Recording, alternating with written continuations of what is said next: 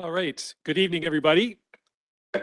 It is 7 p.m. and I would like to call this special meeting of Kimberley City Council for Monday, December the 6th to order. We are holding this meeting, as always, on the homelands of the Ktunaxa peoples and recognize that we all love to live, work, and play here in the territory. Maurice, do we have any late items for this evening? Mr. Mayor, there's no late items. Hearing none, could I have a mover to adopt the agenda? Councillor Goodwin, thank you. Councillor McBain seconds. All those in favor? Any opposed? That motion is carried. All right, our singular purpose for the meeting this evening is to receive and I was going to use the word debate, but it's not really a debate, to receive and discuss the financial plan deliberations, which are entering the back half of the 2022 budget planning session. And with that, I would like to turn things over to Jim Hendricks, our Chief Financial Officer. Jim, take it away. Thank you, Mr. Mayor. So the purpose of this meeting tonight is continuation of the financial plan deliberations. The primary focus of the meeting tonight will be the operating budget, general water. Just wait till we get the presentation up on the screen here and I'll flip you through the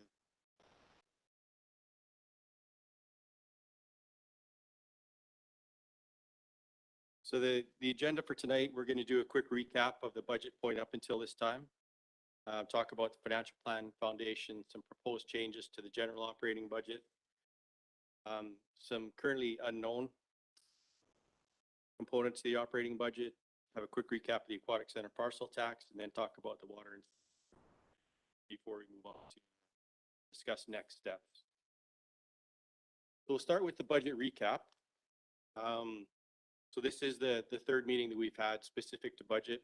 The first one was on October 4th, where council passed a resolution that any property tax adjustments for 2022 and beyond, the result from this process be applied at the same percentage across all assessment classifications. Council also passed a resolution to prepare bylaws to reduce the flat tax levy on improved residential properties from $386 to $306. Council decided to leave the flat tax levy on unimproved properties at $386 for 2022. Parcel tax, we haven't set yet. We're still waiting for the final numbers for 2021 to shake out, which will form part of the equation that results in the new parcel tax for 2022. We also council also passed resolutions to prepare bylaws to adjust the water and sewer rates. So the flat tax water and sewer rates will be increasing by 2%. In 2022, the bulk water rate will be increasing by 10%. Garbage collection fees and recycling collection will be left the same as they were for. On 2026, council approved the capital and non-capital plan for years 2022 through 2026. A couple of weeks later, there was a financial plan bylaw amendment that came before council that made some changes to that plan. I won't go through them in detail. They're listed in the presentation there. That brings us to today. Just a couple of quick slides on the financial plan foundation. Leading into that,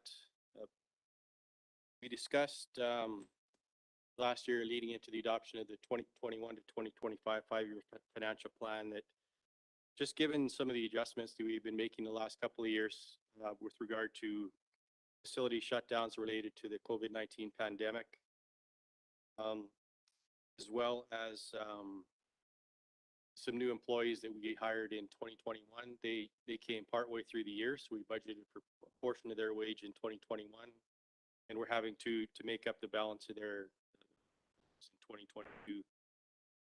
So the discussion at that time was that we were anticipating that the 2022 tax increase would be well in excess of the tax index we've been holding since 2016. Tax increases since that time haven't exceeded, I think, 2.2% was probably the highest we've had since that time. Anticipating that in 2022, as we'll discuss throughout the plan, we're not going to be able to hold 2022 going forward. So just with regards to the foundation, year 2 of the current 5-year financial plan forms the base budget. So that allows us to continue operating until the new financial plan is adopted, the deadline for which is May 15th, 2022. The base budget approved for 2022 with the adoption of the current 5-year financial plan was 9% tax increase. So that's our starting point for this year. That increase was made up of 1.9% inflationary cost increase, so the MPI increase that we have every year. 1.42% was related to primarily the new positions that I just spoke about. And there was a 0.67% increase to bring the arenas back to full operation. 2021, we still had budgeted curtailed operations in the arenas. We're anticipating going into 22 full operation. And we also included as a adjustment to the 2021 tax, $100,000 to account for a new tax on non-market assessment change, relating primarily to new construction. So through the through budget deliberations, invariably we end up modifying the 5-year financial plan that was adopted previously due to new and better information becoming available. Next section of the presentation here goes into the individual changes that management is putting forward.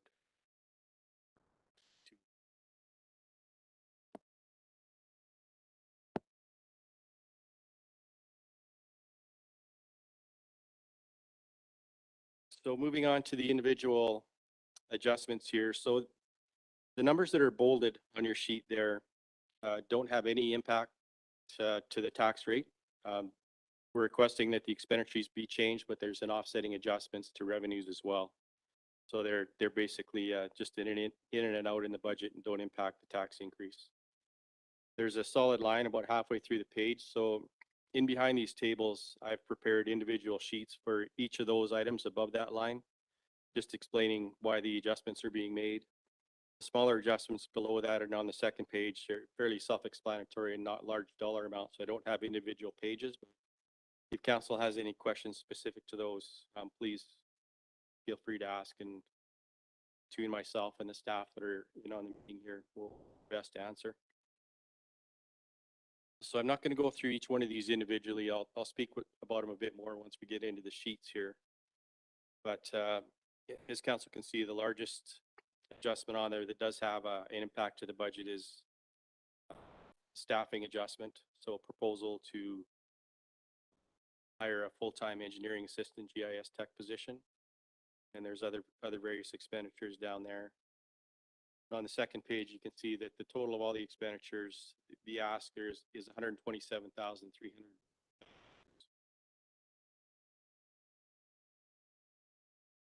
Son? Jim, just before we get too far, way at the beginning there, when you were looking at the percentage of increase to the tax, you indicated that there was 0.67% that was allocated to reopening the arena. My question is, we received 2 million plus from the government relative to COVID issues. I was just wondering if any of that money was acceptable to reinstate the arena. Could that money be used, or is that money all been used already? Still some money there for the COVID. So in 2021, decreased revenues as a result of the curtailed operation. Have adopted a financial plan bylaw to use some of that COVID to make up to going forward.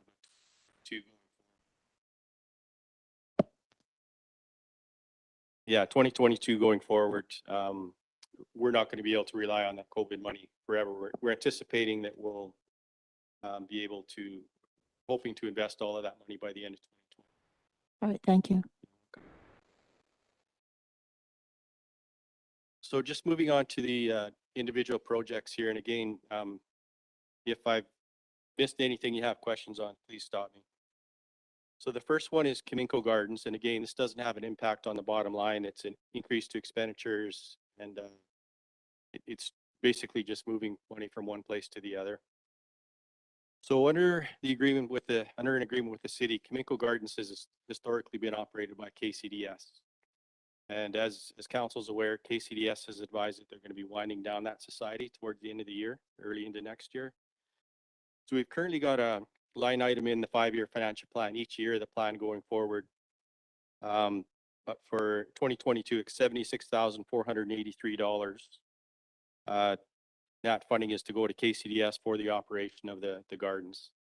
So with the dissolution of the society coming into 2022, we're obviously not going to be providing that money to KCDS. So I'm proposing that, or staff is proposing that that money be eliminated from that particular line item and pulled up under the parks and facilities, just so that that budget remains. And pending direction from council on how they'd like to proceed with Kaminko Gardens moving forward, that budget will be under parks and facilities, so there'd be money to operate Kaminko Gardens. The operations department has advised that a staff report will be brought forward early in the new year to provide council with some options for Kaminko Gardens and to seek your direction on your preferred method of service delivery. But it's really just, again, pulling that money from the KCDS line item and putting it under the parks and facilities. The next line item here is, spoke about it earlier, a new engineering/GIS tech position. This position is to be shared between planning and operations.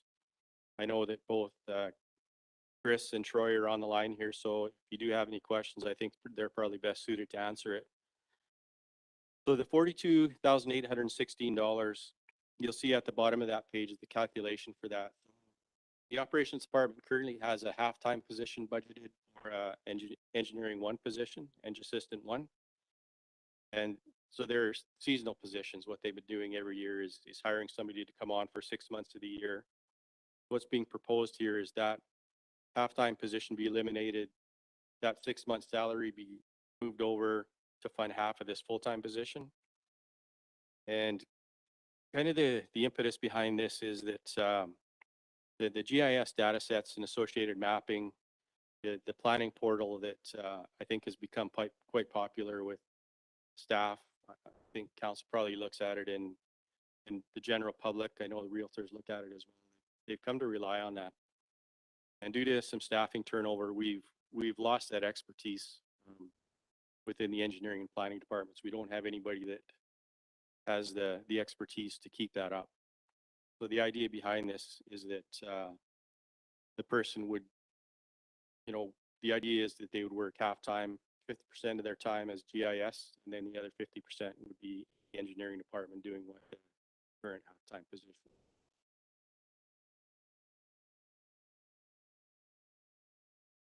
Mr. Mayor? Is that a new person? We have somebody currently on staff that would fill. So the intention is that we would advertise for that.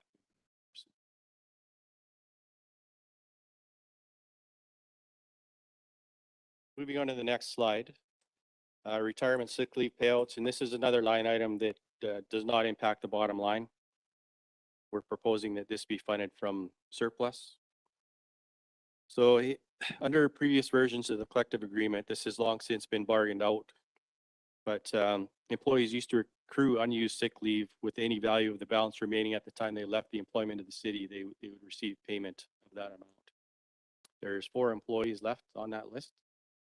They're retiring over time, so eventually that money will be gone. There's $107,000 as of 2022 that is owed.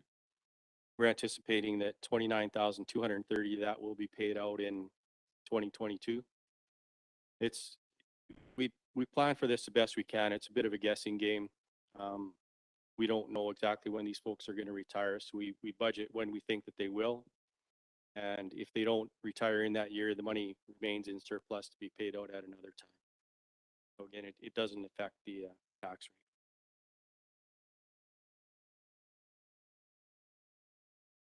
rate. The next slide is just, it's a timing adjustment. So as council is aware, in 2019, the city entered into an agreement with Columbia Basin Trust, whereby the city committed to being responsible for all aspects of Kimberley Action Youth Network. The funding for that program comes through CBT, Columbia Basin Trust. So the way we had budgeted was, this started halfway through the year in 2019, and we had budgeted full years, 2019, 20, and 21 for the 3 years, but it staggers 2022. So we're just moving half year's budget to 22, along with the funding from CBT. And just a timing thing. The next slide here is the 2022 election budget. Every 4 years, we've got $30,000 in the budget to accommodate costs that relate to the election. The corporate officer has requested, just given the uncertainty with the COVID situation, an additional $20,000. And that's potentially going to be used for things like we may have to have a couple of venues going. The Centennial Hall just won't accommodate physical distancing. If we do have to deal with COVID protocol, we're going to be dealing with things like installing barriers, sanitizing high touch points, providing additional voting opportunities. So again, this $20,000 is anticipated to be funded from the COVID-19 Safe Restart Grant Reserve. So if we don't need the money, it'll remain in that reserve to be spent on something. It's directly COVID related, so it makes perfect sense to take. These next couple of slides here are Parks Department requests. And what's happened over the years is that some of these operating budgets have been skinny down so much that they don't have enough in there to take on some of these routine tasks. Most of the time, like if there's a specific project, we'll call that a non-capital project.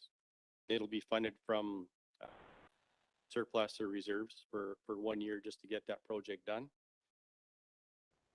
The manager of Parks and Facilities is asking that these be ongoing annual expenditures to allow just the ongoing upkeep and maintenance of these systems.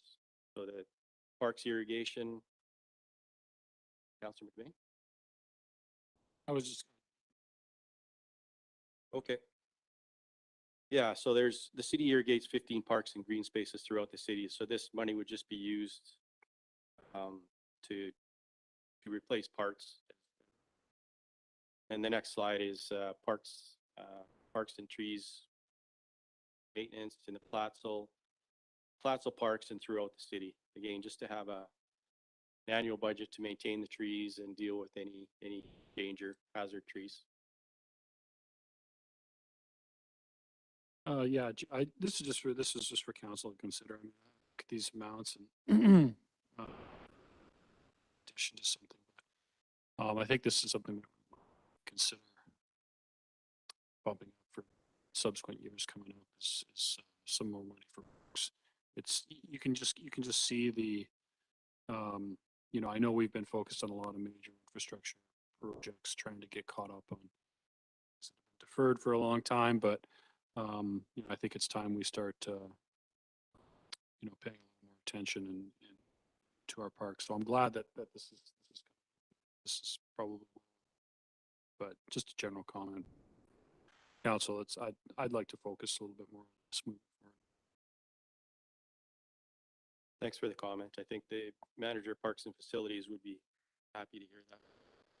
We really have, you look at our budgets, our capital budgets over the last number of years, and we've done some fantastic work on roads, water, sewer, you know, the main infrastructure. But the manager of Parks and Facilities, as we've discussed before, is undertaking a process of having some building assessments done, facility assessments, which I think will parks that are going to identify, I think, a whole bunch of deferred maintenance, things that we need to start paying attention to. So in coming years, starting with next year's budget deliberations, I think you'll see a lot more requests coming for things like this, parks and facilities.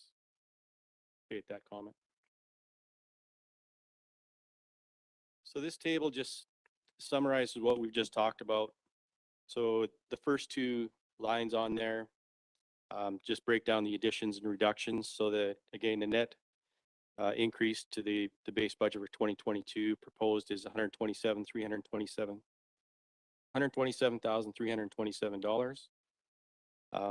We are proposing again to take the retirement sick leave payouts and the election expenses for a total of $49,230 out of surplus. So that reduces the amount that we need to find funding for to $78,097, which equates to about a 0.72% tax increase to fund. So if we take that 3.99% that we talked about at the beginning of the presentation here, add that 0.72% in, and we're looking at a 4.71% tax increase. And I've got 3 lines there that speak to some of the unconfirmed amounts, and there's a section on that as well dealing with the budget unknowns. But the first of those is the Rcmp contract increase. The Rcmp ratified their first ever collective agreement in, I believe it was in October of 2021. Their pay has been frozen since 2016. And I'll get into the details as we get into the next section here, but that's something that the municipality has no control over. They're going to tell us what the results of the collective agreement were. We're going to be on the hook to pay healthy retroactive payment to those Rcmp members, and we're also going to have to adjust our budgets to accommodate the increase that was negotiated. And that's not anything we can do about that, unfortunately. I've also noted the insurance premium increase here. We've seen get into some more detail here, but we've seen significant increases to insurance premiums over the last couple of years. We haven't received the invoices yet for 2022. So in the next month, we'll know what that amount is, and that'll have an impact on the overall tax increase. And then there's the inflationary adjustment. So we've got 1.9% in there right now, and anybody that's been paying attention to, you listen to the news, watch the news on TV, and they're talking about tax increases depending on which indice they're looking at of 4, 5, 6% and plus. We need to consider whether we can live with that 1.9% tax increase, or whether we need to bump that up just so that we can keep up and not fall too far behind. So before we get into the unknowns, the option to reduce the 2022 tax increases, we move forward here. And again, we don't know what that proposed tax increase is yet in total. But new tax on non-market change. So this is a new property tax on new construction. BC Assessment has released what they call their preview roll, which is more preliminary than their preliminary roll. So really rough numbers at this point in time.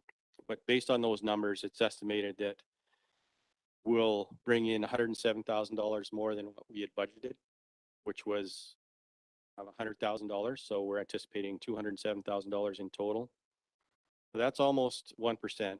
So if we want to dedicate all of that non-market change to reducing the tax rate, whatever it ends up being, we can knock that back by about 1%. Council could also consider deferring, reducing, or eliminating one or more of the proposed changes in the table that we just went through. Other options are to lower service levels elsewhere in the operating budget to reduce the previously approved net operating expenditures. Or we could increase revenues in other places, increase user fees or permit license fees. We could also consider reducing contributions to general capital reserves, although I would recommend against that, as it really affects our ability to renew infrastructure over the long term. So once we have answers to some of these questions, we'll schedule another budget meeting where we can bring that detail forward to council and have some more discussion about it once we know how everything's going to shake out. So the unknowns that I spoke about, those 3 lines on that previous table, the Rcmp contract is the first. So based on a recommendation of the Rcmp national headquarters, they told us back in 2016-17 to budget 2.5% increases every year until the agreement was ratified and they knew what the amounts were. So that's what we've done. Included those 2.5% increases. 2022 budget based on that is just over $1 million, $1,019,000 Rcmp contract. Knowing that this was coming, we also set aside reserves, knowing that we were going to there would be a retroactive payment. So council has set aside $377,000 in that reserve, and just based on some preliminary conversations that I've had with the Rcmp finance group, I think it will be paying out all of that. Hopefully that'll be it, but I think that'll all be going to the retro pay. As I note in here, I did contact the Rcmp in mid-November, really curious as to why municipalities hadn't received some formal correspondence saying what the new contracts amounts were, and I was advised that the federal government, for whatever reason, isn't allowing them to release those numbers to the individual municipalities at this point in time. And the fellow I spoke to indicated that he hoped that that information would be released mid-December. So the next time we meet, we should have those numbers and know what they are. Back to the 2.5% increases. So a memo released by UBCM indicates that the economic increases that they negotiated in that collective agreement were 1.75% in each year of a 6-year collective agreement. So that brings them to 2022. So that agreement will be expiring pretty much right after it was ratified. And there was also they also negotiated an 11.53% increase to adjust wage differences between Rcmp members and reservists and other police services across Canada. And it says that that's spread over 6 years. So just doing a rudimentary calculation based on that, if you take that 11.53 divided by 6 years, you get 1.92. If you add that to the 1.75%, it ends up being a 3.67% annual increase compared to our 2.5%.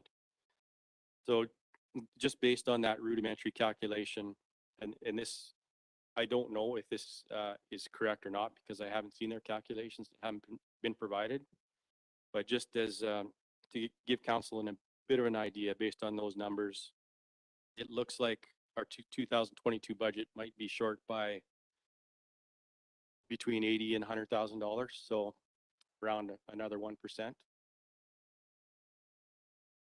Councilor McBain. Hey, Jim, so I assume they're going to start working on the next. I haven't. No indication. Yeah. Yeah. I mean, it might be worth, even beyond, I guess, 2022, starting to take into account, potentially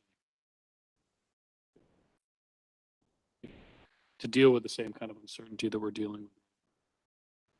Sure. I don't know, just. Yeah.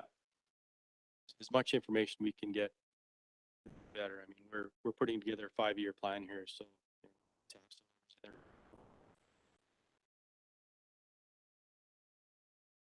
Yes. So just further to that, the 2.5% was a pretty good guess. I mean, the negotiated settlement was 1.75.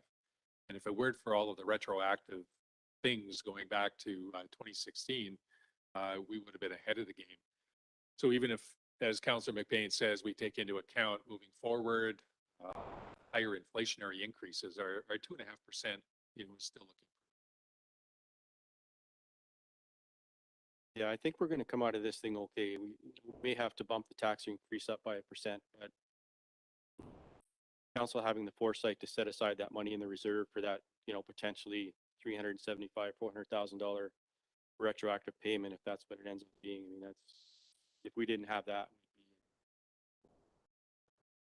So in fairness, council had the foresight to approve it. I think staff had the foresight to make sure it was there.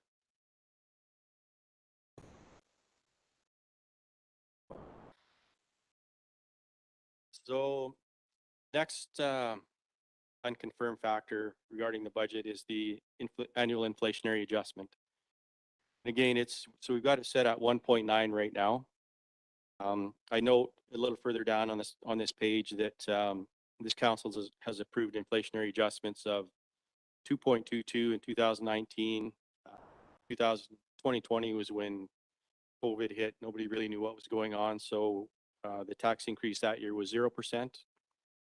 And 2021, it was 1.6%. So the city has really held the line.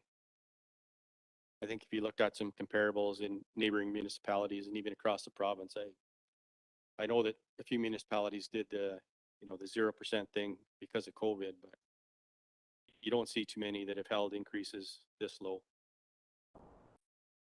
And I know that back, when you look back at 2011, 10 years ago, 8, 9 years ago, the increases, I understand, were substantially higher. If we end up with a 5% at the end of this year, I think we're still not doing too bad. The saving grace in 2022, even if we decide that we want to bump that inflationary factor up to say 4%, we've got a current collective agreement in place with the steel workers so that their wages are set. I think we've got it's right around 2% that we've got in there. The agreement expires in February 2024.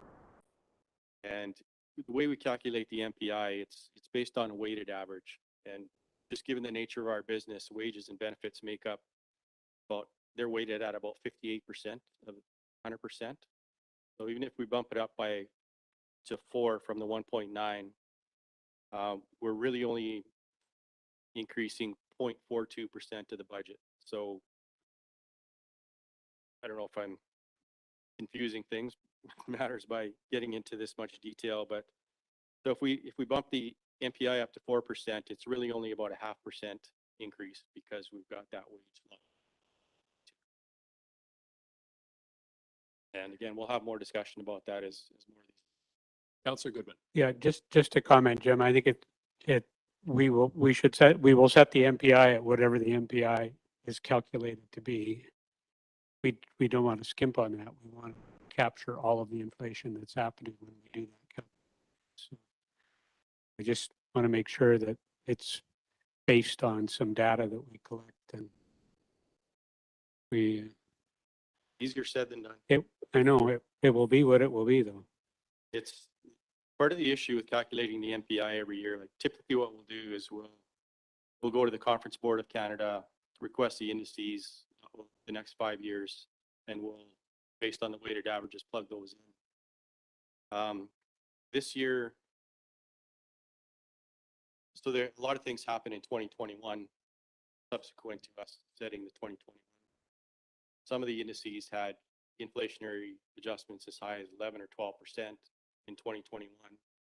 2022, they've got negative adjustments because they're anticipating a bit of a correction. Can't plug a negative adjustment in there. So there'll be a bit of a lot of analysis, and it's not going to be as simple as prior years.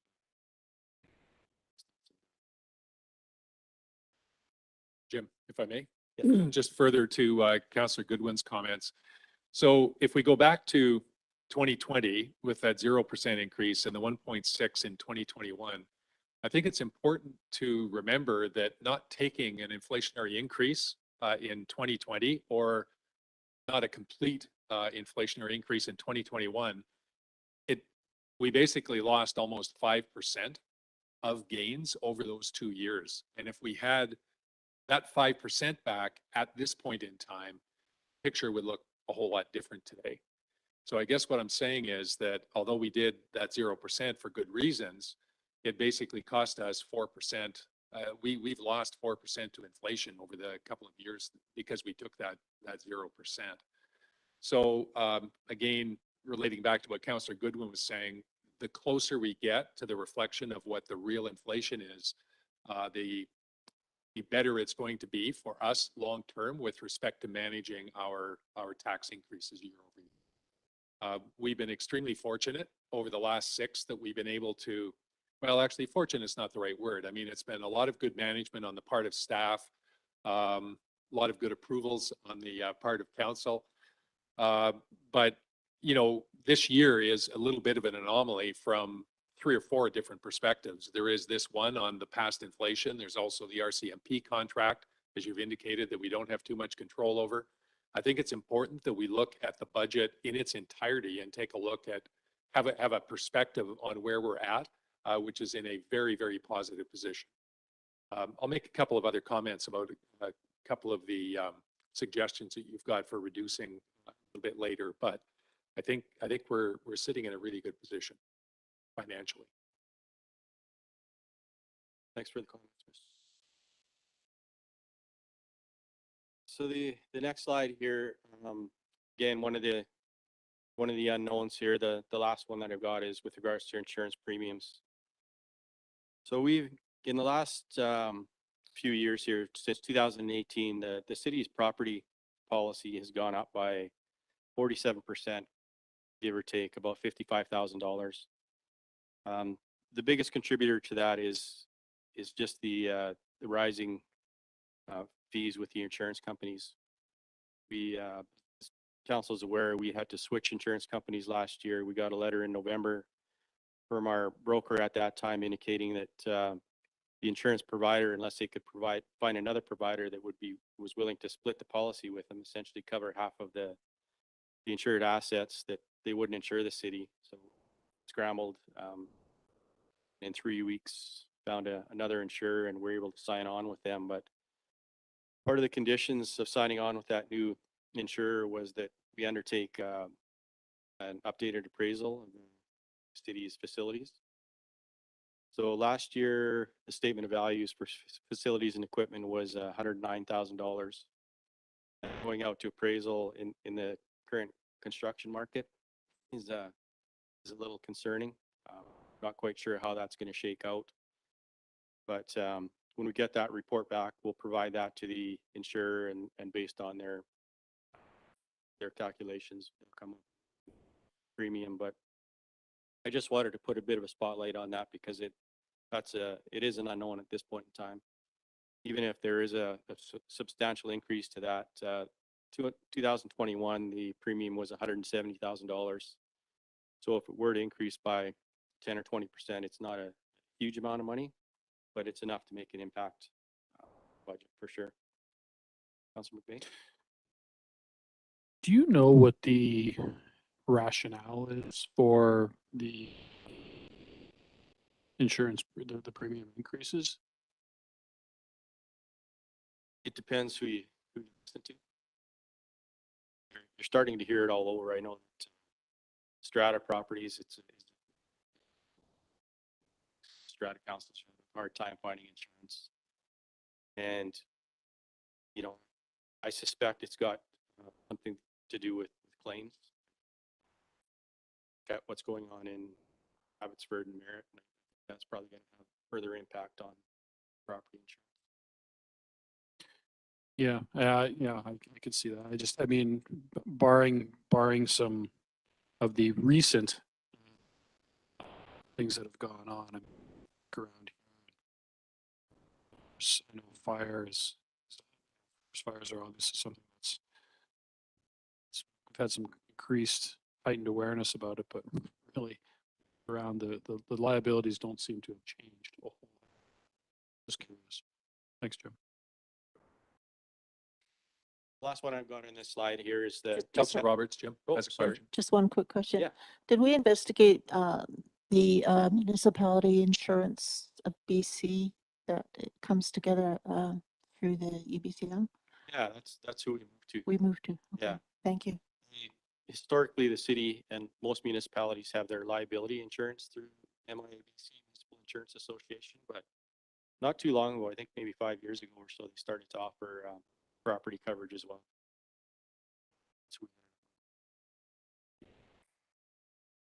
And that's likely who Merritt, Abbotsford, municipalities. While condominiums may not be part of that equation. I'm sure. So the last one on the slide here, again, is the non-market change, new tax on non-market assessment change, construction. So the number that I spoke to earlier, the $207,000 or $107,000 more than it is based on the preview roll. There's basically three rolls that BC Assessment puts out. The preview, which is very preliminary, completed roll comes out early January, and the revised assessment roll, which is the final roll, comes out in April. So not until April will we know the final numbers, but once the completed roll comes out, better idea of what that. So at this point in time, I'm not asking council for direction to include the proposed operating budget changes, 5-year financial plan. It'd be a better idea to get a look at that big picture once we get some of the answered. But I am asking, just given the uncertainty around the RCMP, that any surplus that's realized within the RCMP budget, that be directed to the Rcmp Contract Reserve as opposed to surplus. I'd like council to make that resolution. Councillor Kiddo moves, Councillor Roberts seconds. Further discussion? All those in favor? Any opposed? Motion is carried. So just before we move on to the next section, can we maybe pause for a second, Jim, and see if there are any additional questions around or comments around the table? Please. Council? Go ahead, Councillor Oakley. So I have a couple of comments just wanted to make on this. I think it's, in my mind, it's important when coming to this discussion, you know, that there be some give and take, and there may have to be some hard decisions around making cuts. And I'll give you an example. So when I see Parks and Recreation requesting money for irrigation, for example, that's totally fine. But when I hear that we're almost caught up on roads and, you know, sewer lines and all that kind of stuff, when operations, so let me put it in a different way. Why is it, it should come to council for a vote whether to move money from one place to another. In other words, to cut from one place to fill in another. And I'm not just talking about Kaminko Gardens. You know, I think about all these other places, and it's possible to shuffle money to you know, help out a deficiency in Parks and Rec. I totally agree with that, but I think it should be not a new tax. It shouldn't just be tax. It should be a, you know, you have a council here that can put it to a vote and make a tough decision if you have to. I do agree with the mayor that you know, we didn't have an increase price index in, you know, at 0% a couple of years ago, and that's catching up to us now. Factor that in, things. But I would like to see more coming to council around decisions to be made, in addition to, you know, a good example is the Kaminko Gardens, for example. We have to make a decision on what to do with that money, and if we're going to run those gardens or if you're not, or ask a volunteer group or whatever. So that's going to come from as a staff report, but I think in that light, there should be a lot more staff reports coming for us to make a decision. Try to keep the tax increases reasonable. And I'm not saying they're unreasonable. I'm just saying it would be nice to, you know, I know Chris is on the line, you know, maybe he could be, there should be conversations between well, possible shuffling on budget to help with this. Just a thought. I just want, yeah, that's just how. No, fair enough. Thanks for the comments, Councillor Oakley. To be clear, the money for Kaminko Gardens that's going to Parks and Rec is not new money. There is no increase associated with that money going. The money is already in place, but it was with KCDS, right? So there's no new money going to fund Kaminko Gardens any year.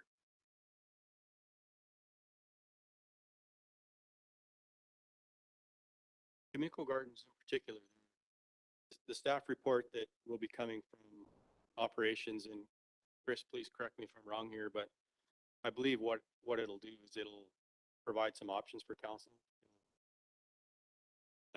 one option may be that, we put an RFP out to hire a contractor to undertake that work. And hire employees internally to take that work.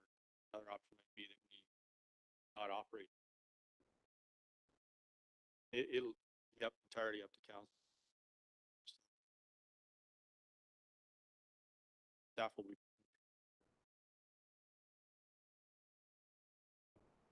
Further, go ahead.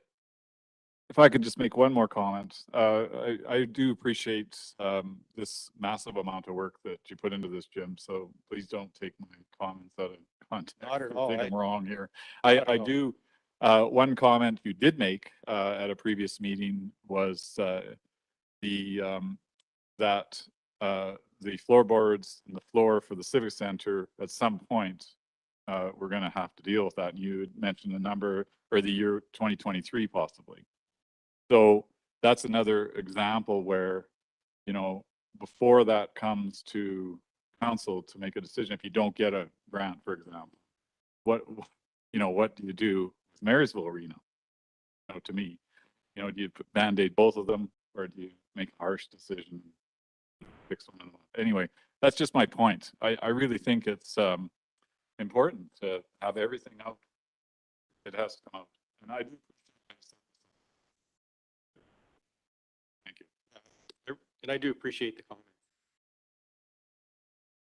Yeah, I think it's going to get to the point, maybe in the near future, here, some difficult decisions. Really all just depends on the level of service that the public demands.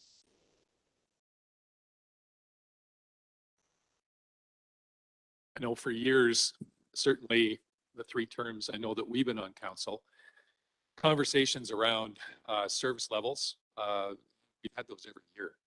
I don't know anybody in the public that is jumping up and down and saying, please reduce my levels of service.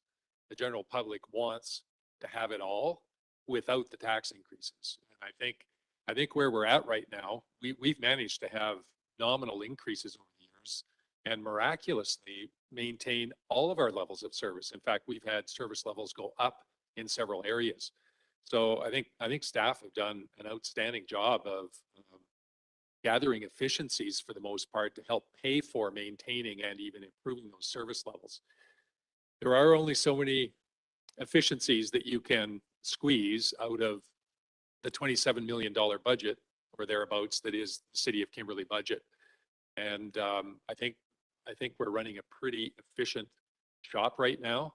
And in order to garner increases without taking tax increases, those are the exact conversations you're talking about, Councillor Oakley, right now, where, you know, we need to be able to objectively have those conversations and decide where we wish to go. But make no mistake, we're not going to get a lot of support from the public for reducing service levels easily.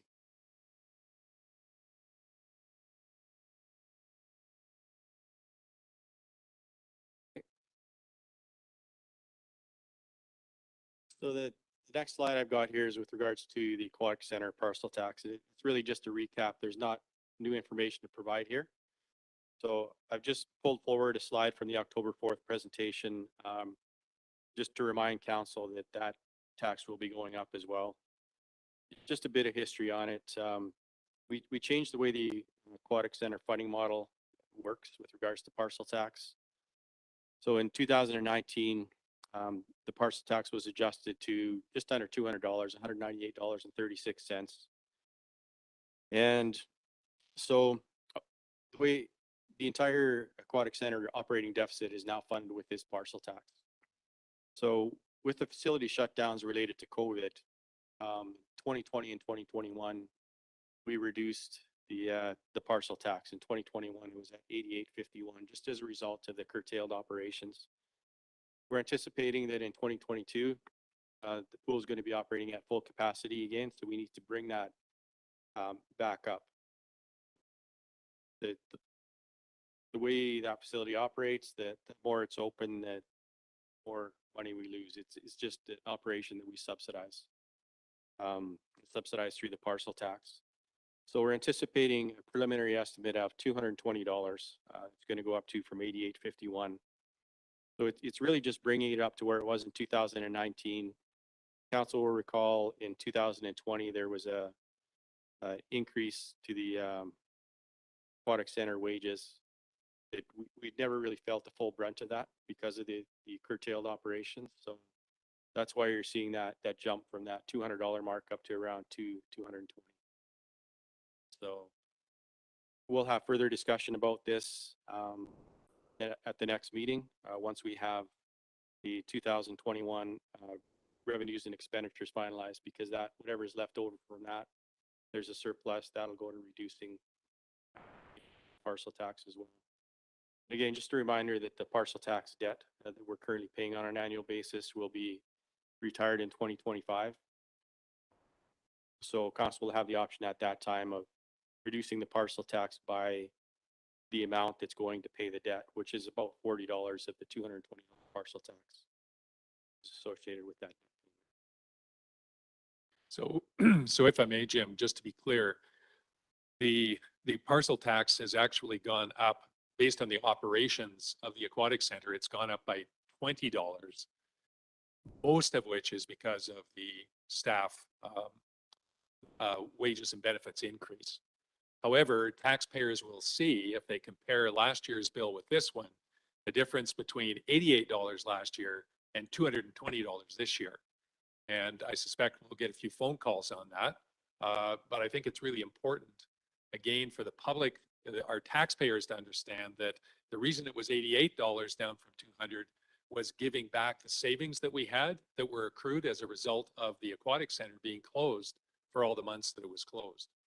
And so we're really talking about a $20 increase here, not something dramatic. Try to get ahead of that by communicating that out to the public, and the insert that we put out with the tax notices will include that as well, because you're quite right, Mr. Mayor. I think people are going to look at that and think that just a straight out increase, but it's really just getting back to where we reduced tax rates that resulted from the COVID shutdown. So that's it for the general operating budget portion. If there are no further questions on that, I'll jump into the proposed water operating budget. There's not a lot here. The operations department, and Chris, please jump in here if I'm off the mark here, but they're asking for an increase to the wage budget of $10,000. It's actually going to be, there's money that's shared between the water and sewer operating budgets, but what's proposed is that one of the utilities employees be paid standby wages for weekends and statutory holidays. I think what's happening is operations is having a difficult time when they need somebody to come in on the weekends, getting somebody to agree to come in on overtime. So by having that person on standby, there being some remuneration associated with that, that'll assure that there's somebody available to come in. And the operations department is proposing that one of the G&S line items within the budget be reduced by that $10,000 to fund that. We're also proposing that the connection fees associated with water, just as a result, direct result of the amount of construction that's going on, we've realized some above budget revenues there. So we're increasing that budget from $20,000 to $40,000. So asking that be increased by $20,000, and the water user fees an increase to that of $40,000, again, just as a result of the new revenue coming in primarily due to connections. So the net adjustment to the base operating budget to the water is a savings of $60,000, increase to net revenue of $60,000, which will be directed to the capital reserve to fund future capital expenditures. Councillor Goodwin. So Jim, I have a bit of a concern about reducing the water repair budget in order to fund the standby wages, and since we have an overall reduction anyway, is that something we really want to do, or are we going to rue that decision a few years down the road when we're putting less money into there? That budget has historically been under budget. spent. Okay, Chris, can you provide some context to that?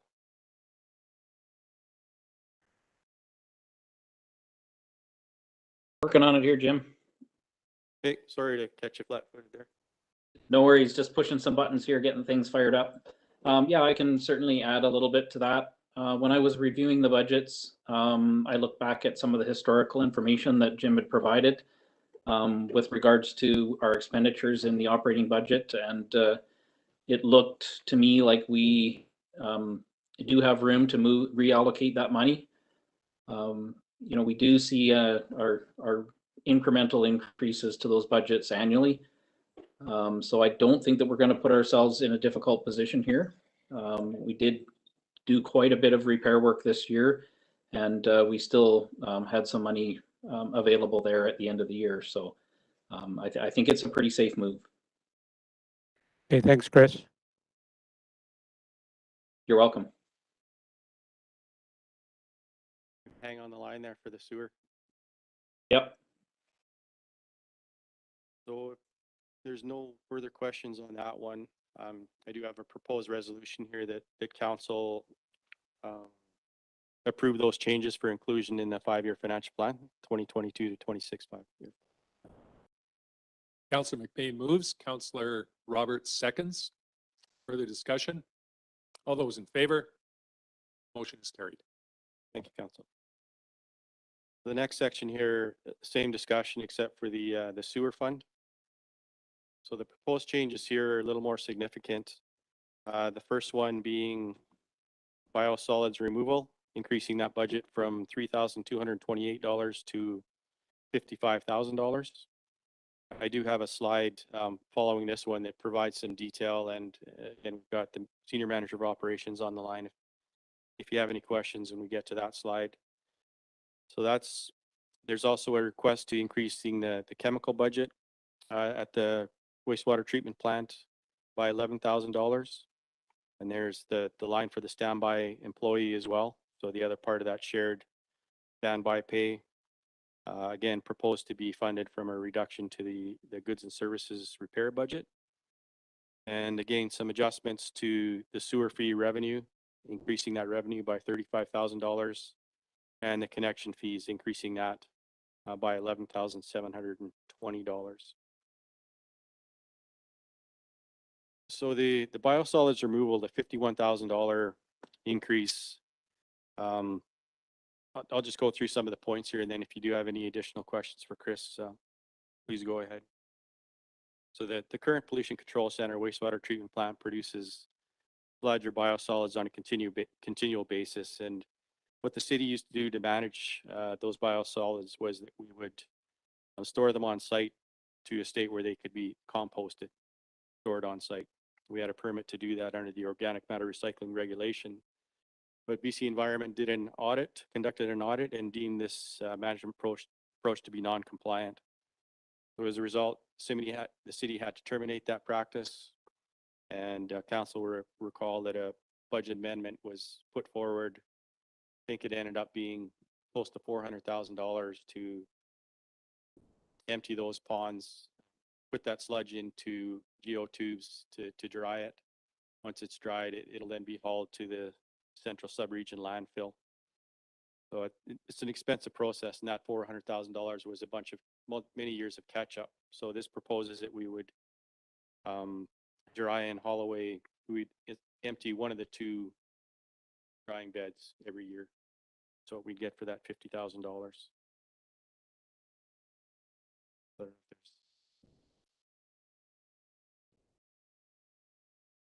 Councillor Oakley, go ahead.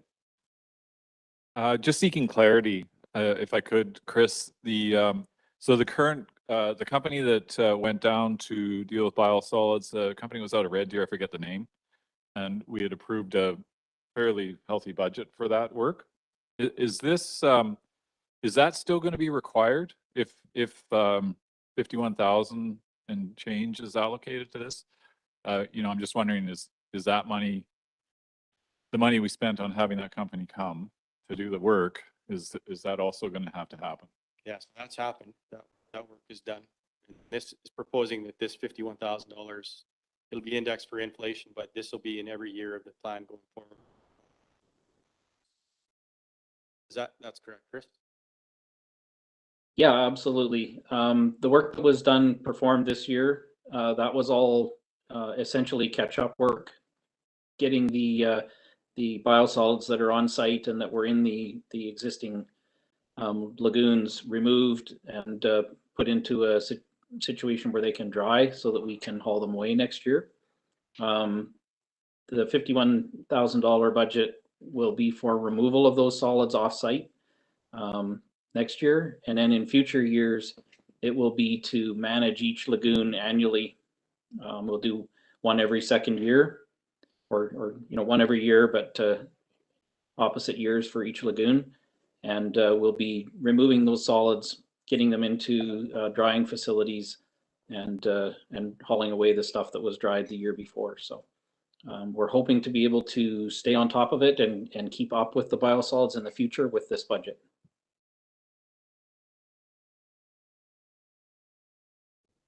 Thanks, Chris. So just You a quick comment, if I may, Jim. So I know there will be those that say, we've got the new wastewater treatment plant coming. Why are we spending the money? Well, I think, and I'm sure council would agree with this, as would staff, that the new wastewater treatment plant, there's a high degree of uncertainty as to exactly when that is going to move forward. Certainly, we're looking at 2025 or 2026 before we'll flip a switch and have it in operation. It's quite a few years out. And for the, for the sake of the residents in town and also for those in the Marysville area that suffered from all of the odor contamination this past year, we have to invest in the current facility to make sure that we're up to standard and we don't have to put up with any of those byproducts in future years. And I think what we've done this past year has been a big investment, and this $50,000 I think will help as well. Chris, did you have your hand up? Yeah, you bet. I just wanted to add to that by keeping up with the biosolids with this budget, it should make a significant difference in the operator's ability to keep the plant compliant. We're required to return a lot of the liquids from these lagoons, and if they're full of biosolids, they're not performing the way they should, and so it creates problems with operation.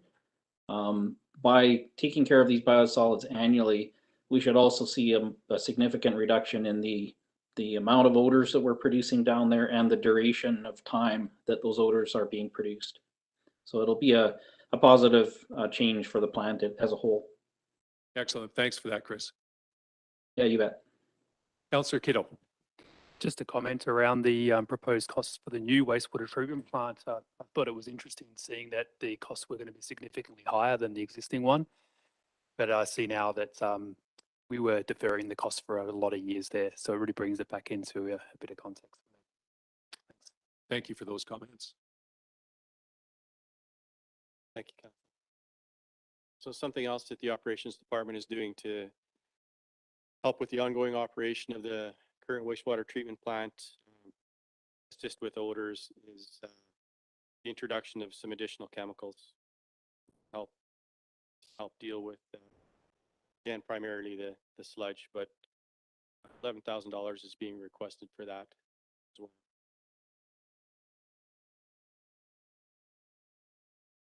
So again, proposed resolution to council that these changes be included in the 2022 to 2026 5-year financial plan. Councillor Roberts moves. Councillor Dallum seconds.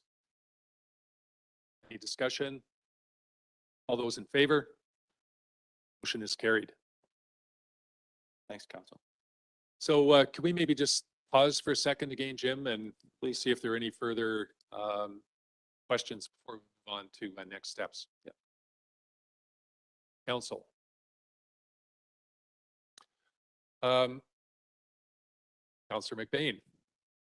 Sorry about that, Jason. No, it's okay. I know we're gonna get to general discussion, but I just wanted to thank Jim for continuing to keep us maintained with really comprehensive presentations, reports, and you know, I know we've talked about a lot of challenges that we're facing and we will be facing upcoming years, and I really encourage people to get involved and to you know, to listen in and you know, see what the challenges that council and the city are facing. I mean, there's a lot of cool opportunities.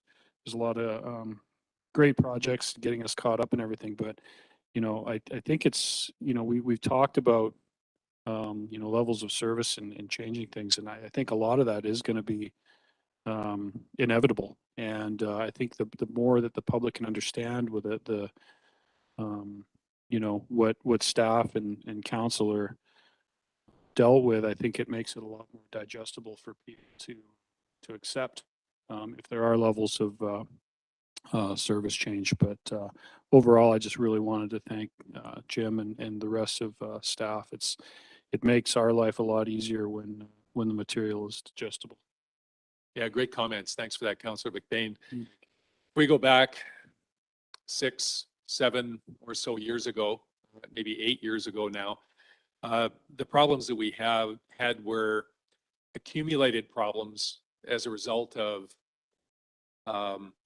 things that were less than positive, shall I say. A lot of what we're seeing in front of us right now are problems of opportunity.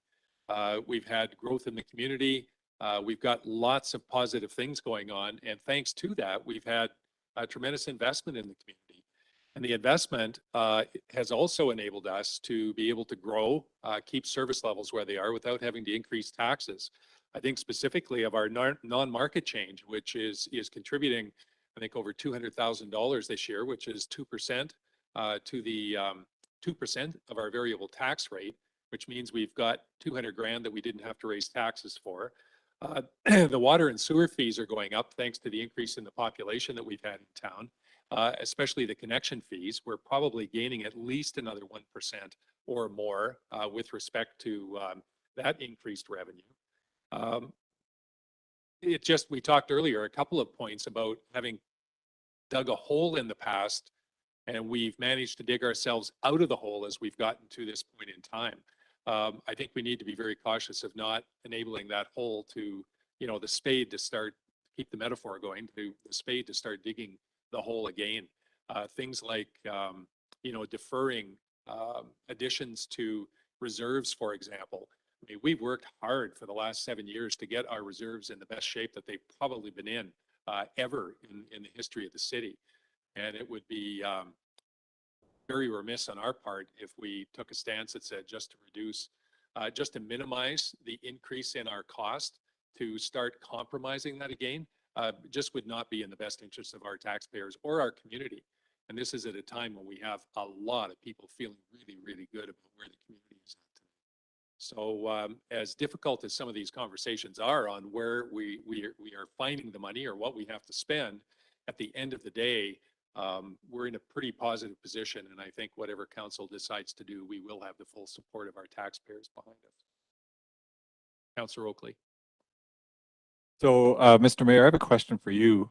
But before I ask this question, I just wanted to thank Chris and all the staff down at the wastewater treatment plant for a really excellent job of the process of drying the biosolids. I've walked by there a few times, and everything looks like it's well in hand and in control, which is nice to see, especially given the challenges that they've had down there. So thanks very much, Chris. And I'm glad to see you on behalf of all of the staff down there just stepping forward to ask for a significant increase in some funds to deal with things down there.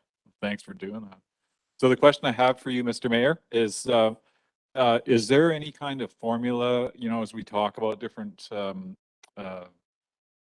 challenges to address some shortfalls in the city, especially I'll use an example of parks. So Parks and Rec sounds to me like they're going to need infrastructure upgrades in a fairly significant way. Is there anything around with the East Kootenay Regional District? Because we have a lot of people that come in from the regional district to use our facilities.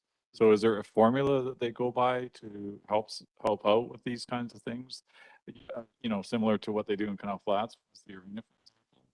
So there isn't a formula per se. The opportunities, whether, whether they're us to them or them to us, are taken and evaluated on on their own merit, basically. So if we have an opportunity or there is a proposal that, we wish to put forward for, support from the regional district, that's up to us to be able to put forward, but there is no formula. Mr. Mayor, if I may. Go ahead, Councillor Roberts. I would just like to add a few thoughts that I've had over the last few months as the ripples began to show up around the community garden and McDougall Park. And I think the thing that's been happening is there's a period of time where we have felt that the people that have been moving to Kimberley have been of the retiree nature. Well, all you have to do is look at the plaza when Santa was there to see how many new little people there are. And it's the parents of these little people that are looking for these items to be looked at. They want those parks fixed so they can use them. And it behooves us to do that while they're little enough to use it. Otherwise, they're going to grow up and never get the park. So I just think that we really need to pay close attention to who are the people we're serving, and to be paying attention to that. The reason McDougall Park was it's in punk condition. There's no water on the lawn because it's collapsed, and we need to deal with stuff like that. So I just think, I know staff is aware of that. They realize that, but I think as a council, we need to be a more well-rounded community now in terms of than we've had. Yeah, thanks for those comments, Councillor Roberts. Anything further? Councillor Kittle. I'm very proud of what we've all achieved in the last couple of terms to get us into this position, but I still have lots of concerns moving forward. It's tight, really, really tight. Just thinking about that wastewater treatment plant in a few years' time, if anything else goes bang in the city, if we have any major infrastructure that needs to be replaced in the term, we're going to have to seriously look at service levels. And I would hope that as a city, we start looking at that sooner rather than later. I think we are living a little bit beyond our means at the moment, knowing that some of this infrastructure needs to be replaced in the near future. That sewage treatment plant will come out probably towards $80 million by the time it needs to be built. I'm just worried if something happens to our dam or other major infrastructure that we need to invest similar amounts of money on, that we might come up stumps and not have the money to pay for it. So we just need to keep that in the back of our minds, that we may be living beyond our means when we're looking at facilities and things that we might need to consolidate to save some money for the future. Thanks for the comments, Councillor Kittle.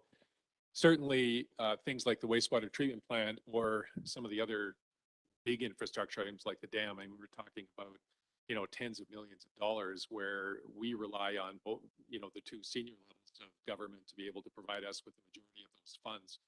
I think on the plus side, with some of the smaller infrastructure, when I say smaller, let's say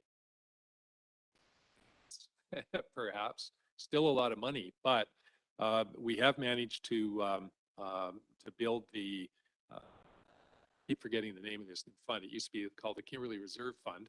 We've got a complicated name now, but the Kimberley Reserve Fund, which is for infrastructure use, we've got $7 million now sitting in that fund to be able to not just provide our share of granting that goes out for projects that we need, but also to be able to do some of those smaller projects where grants may not be available, and we get to do that without having to raise taxes.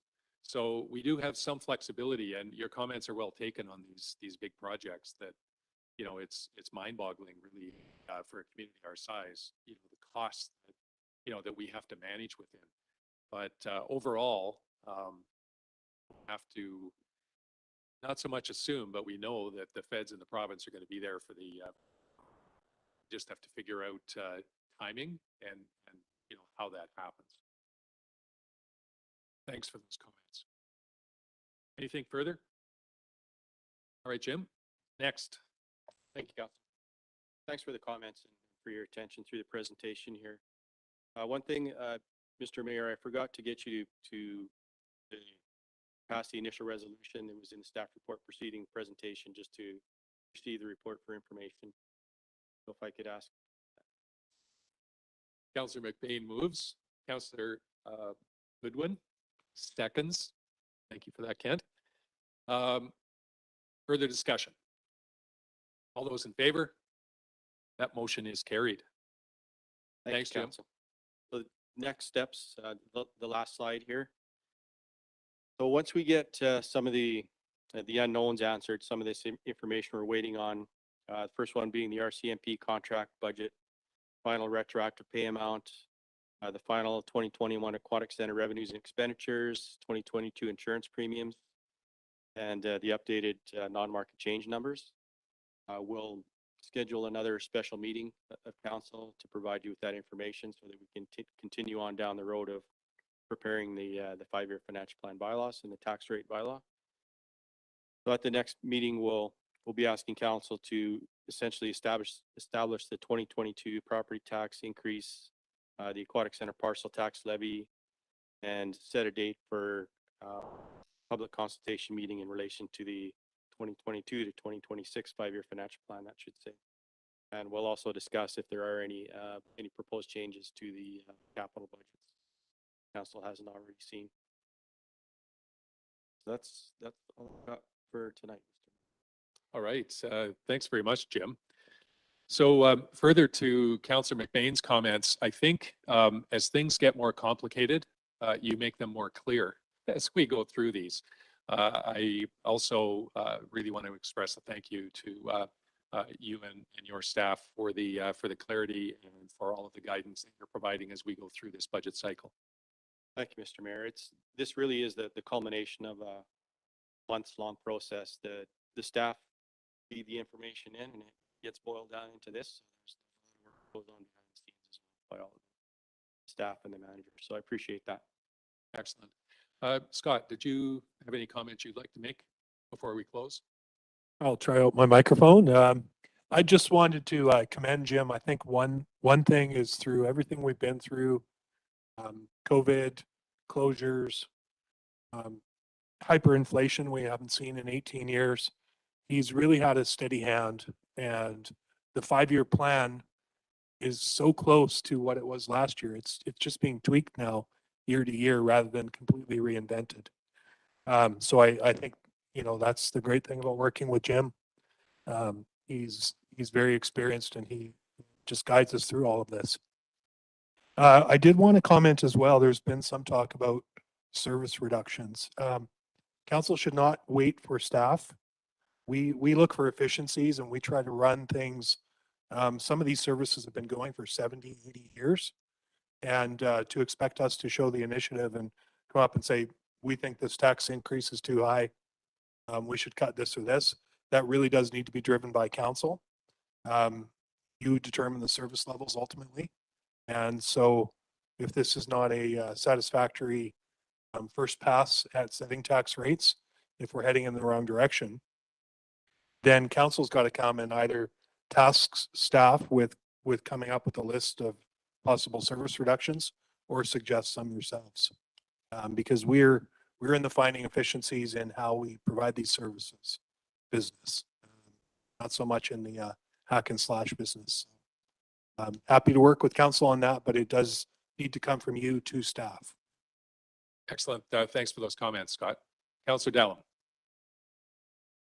Thank you, Mr. Mayor. And thank you, Jim, Scott, and all the staff involved. It's all been said as far as our appreciation for the digestibility, as it was termed. When we're looking at 15% in material cost increases over, years even previous to this year here, where we don't really know what's going on, but such as the gravel for 4th Avenue Hill, 15% year after year for insurance. over 4% increase potential for the RCMP, and you're keeping us under 4% as staff, that's pretty damn impressive. Like those are some sharp pencils.